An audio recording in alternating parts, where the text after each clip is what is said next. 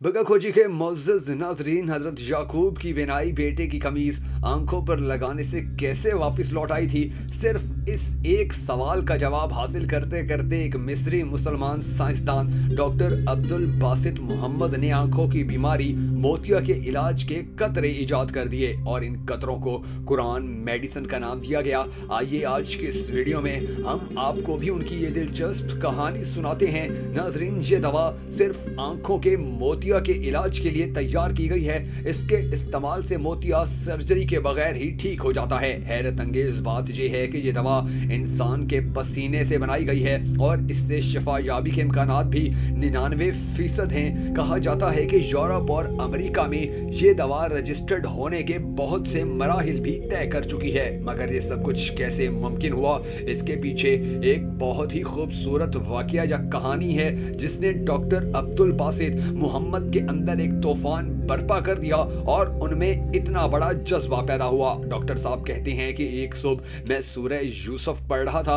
और मेरी तवज्जो आयत नंबर 84 और उसके बाद की आयत की तरफ मबजूल हो गई कि सैयदना याकूब अलैहिस्सलाम अपने बेटे यूसुफ अलैहिस्सलाम के गम में रो रो कर आंखें जाया कर चुके और उनकी आंखें बिल्कुल सफेद हो गईं, उनमें मोतिया उतर आया और नजर हमेशा हमेशा के लिए खत्म हो गई। मगर जब सैयदना यूसुफ अलैहिस्सलाम का कुर्ता उनकी आंखों को लगाया गया तो उनकी आंखें बिल्कुल ठीक ठाक हो गईं, उनका मोतिया गायब हो गया और नजर वापस आ गई। यहाँ आकर मेरा दिमाग रोशन हुआ तो मैंने सोचना शुरू कर दिया कि सैयदना यूसुफ अलैहिस्सलाम के कुर्ते में ऐसी क्या चीज हो सकती है जिसने उनकी आंखों को ठीक कर दिया, क्योंकि कुरान में अल्लाह ताला फरमाते हैं कि गौर करने वालों के लिए बहुत सारी निशानियां हैं। उनका मोतिया कैसे ठीक हुआ, कौन सी चीज हो सकती है जिससे अल्लाह के हुक्म से उन्हें फायदा हुआ। वो कहते हैं कि आखिर मैं इस नतीजे पर सोच सोच कर पहुंच ही गया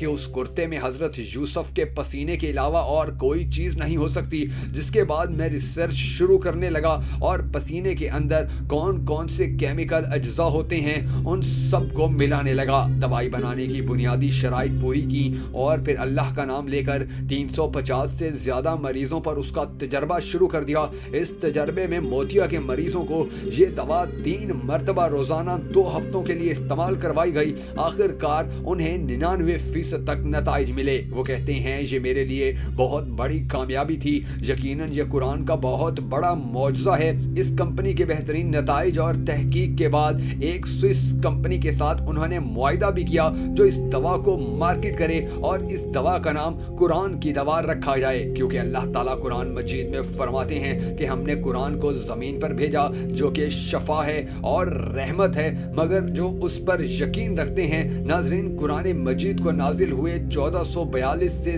ज्यादा साल गुजर चुके और सैयदना याकूब अलैहिस्सलाम के जमाने को भी हजारों साल बीत गए, मगर आज भी अगर कुरान मजीद फुरकान हमीद को आंखें खोल कर पढ़ा जाए तो ढूंढने वालों के लिए हजारों निशानियां और नए दौर के नए तकाजों के तहत इजादात मौजूद हैं। कितना बड़ा मौजज़ा है कि एक बंदा 1442 साल बाद कुरान की एक ऐसी बात पर तहकीक करता है जो कि उस वक्त का मौजज़ा था, मगर आज के दौर का एक बहुत बड़ा मसला हल हो गया। तो क्या कुरान के एक एक हर्फ में ऐसे मौजज़े पोशीदा नहीं हो सकते? बेशक आज के दौर की ज़रूरियात के मुताबिक भी इसमें मौजज़े मौजूद हैं, मगर क्या हम कुरान मजीद को इस दर्जा तक गहराई में पढ़ते और समझते हैं या नहीं, एक बार सोचिएगा ज़रूर। और अगर आपको हमारी ये वीडियो पसंद आई हो तो इसे लाइक करने के साथ साथ शेयर करना हरगिज़ मत भूलिएगा और हमारे वो तमाम मुअज़्ज़ज़ नाज़रीन जिन्होंने हमारा YouTube चैनल सब्सक्राइब नहीं किया ज़रूर कर लें।